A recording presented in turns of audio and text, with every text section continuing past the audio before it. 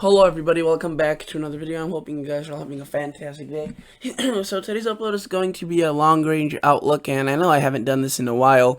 We've been pretty busy with the storm systems, however now it seems like there will be a break.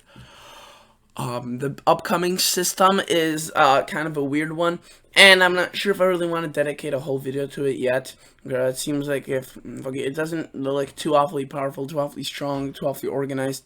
So at this point, we'll be just focusing on the pattern and what's to come overall as an overall picture, not really just on one particular storm. So guys, if you like this channel, if you've been on here before and you watch my videos almost every time, consider liking the video. It really helps this video out. If you are new, consider checking out the channel and see for yourself if this is worthy of subscription for you.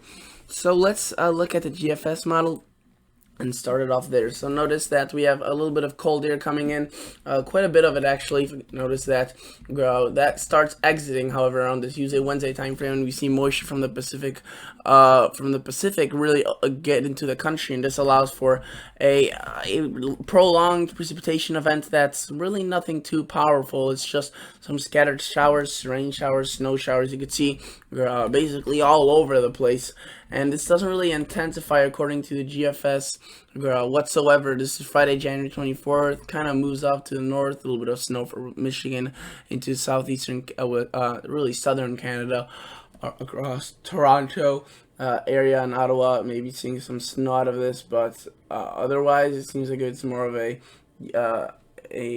just a weak system that's not going to do much. And notice that it could intensify across the East Coast. We'll see.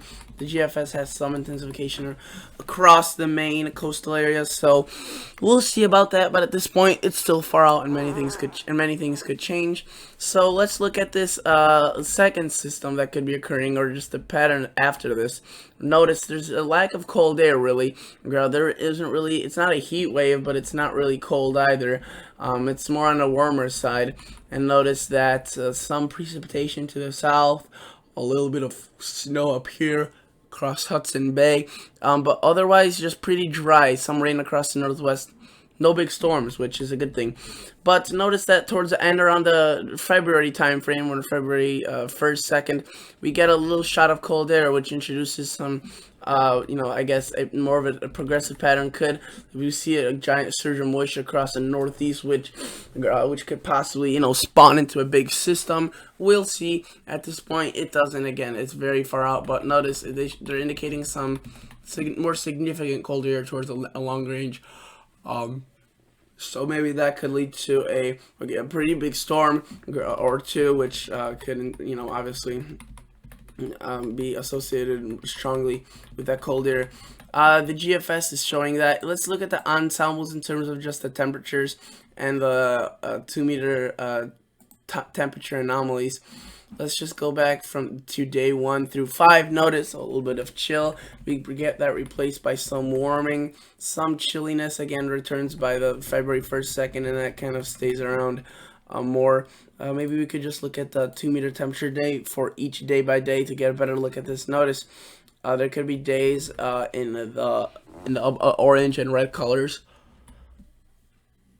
indicating that we could be looking at some warmer temperatures. So it's again not a heat wave. It seems like as the chillier temperatures are going to be just around the corner. The EPS European is a little bit more aggressive with the warmth, though I think it's a little bit too aggressive as well. This is a 850 millibar height. Let's look at the 500. You can see they put some warmer air across the northern U.S. and maybe chillier across the southern U.S. We'll see. It doesn't seem like the European is being taken seriously by the Climate Prediction Center, and I don't really see why it wouldn't be, but maybe the Climate Prediction is seeing something flawed with the European. But the European has been okay this year with predicting air masses. It's once, sometimes predicts a cooler one, then a cooler one than actually what happens. Sometimes it does a little bit too much of a warm air mass. We'll see. Let's look at the CFS weekly model. And let's take this out one by one. We notice that around the 19th through the 26th are showing above average for northern U.S. and western U.S., which actually is probably what's going to occur. And if we go into the forward time frame, you can see that kind of starts wearing off and gets replaced by chillier air, which I think will happen once we get into that February, like early February time frame.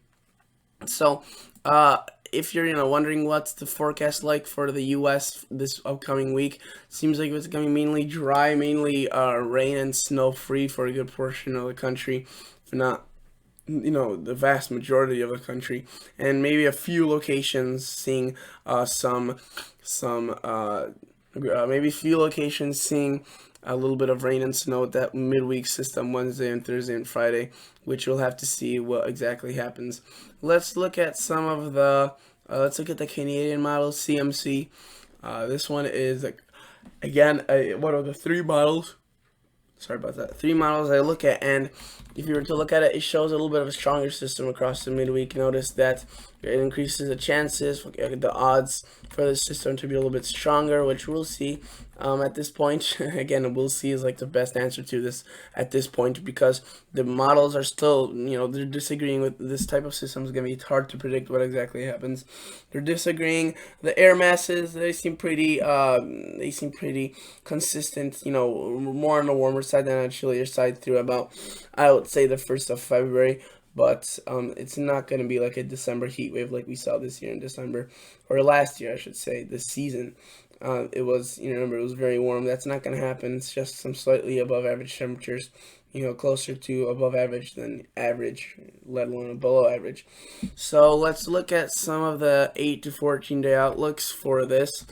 For the weather and the temperatures and precipitation. You can see that from February 27th through the February 2nd, they put out above average temperatures. Not huge above average, but you can see it's there.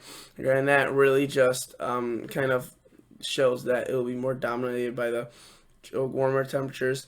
A little bit of below average for the eastern U.S. and some above average once you go towards the west.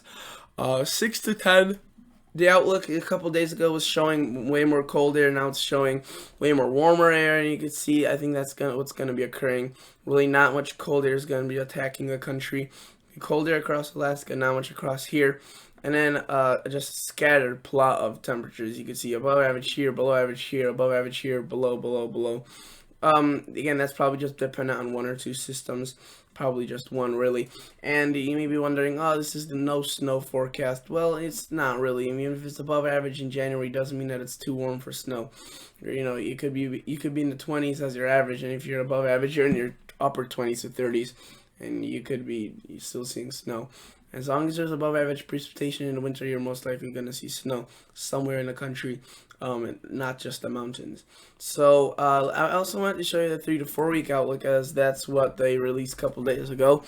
On Friday, actually, this past Friday. Today's Sunday. Notice that from the February 1st to 14th, they put a lot of below average for the eastern U.S., so that may be some good news. But I'll notice there's also a little bit of a below average precipitation, so snow doesn't seem too favored by this pattern, more of the cold. We'll see. Again, there's a lot of low confidence in this upcoming forecast. Just kind of seems like a calm, benign weather forecast as of now. Not too much going on in either contrast. Not ridiculous warmth, not ridiculous cold. Kind of just average, not much precip. So in terms of a weather enthusiast, it's not really exciting, but it's definitely good weather for people that have to work outside or have to deal with or get affected significantly by the conditions outdoors. Here's a GEPS Ensemble model. This is just another model. I think this is the I think this is the Canadian Ensemble. I'm not sure, but notice it shows a little bit of chill towards again the beginning of February coming in. So it's more of a warmer now and cooler than afterwards, with a little bit more snow favored possibly towards the end. But again, with that below average precipitation, it doesn't seem like if too awfully much will be done with that. And again, I'm sorry if I sound a little bit tired in today's video. I really am. I technically got some sleep, but I just really am not up for it. I still wanted to record this video for you, just give you guys an update. Hopefully you took away something from this. Again, 6 to 10 days out, you could see towards the end of January above average. 3 to 4 week outlook towards February below average, and into the other model ensembles, or the other models are showing, well, just some chillier air as well towards the end while the European is more on the warmer side. So hopefully you guys enjoyed, hopefully you learned something new, and we'll still, update you guys about that snowstorm possibly this upcoming week. It may be a big one, doesn't seem like it. It seems like it will be more moisture deprived, lack of cold air, and just a smaller system. The European actually puts out quite a bit of snow out of that system, which it has been doing for the past couple of days, but I think it may be just a little bit too much. I mean, even if it does put out this much, it's nothing record-breaking. Notice 6, 7, 8, 4, 3. So we'll see. But as of now, thank you guys so much for watching. Consider liking the video. Consider subscribing to the channel. I'll catch you all guys in the next episode. See ya. Bye.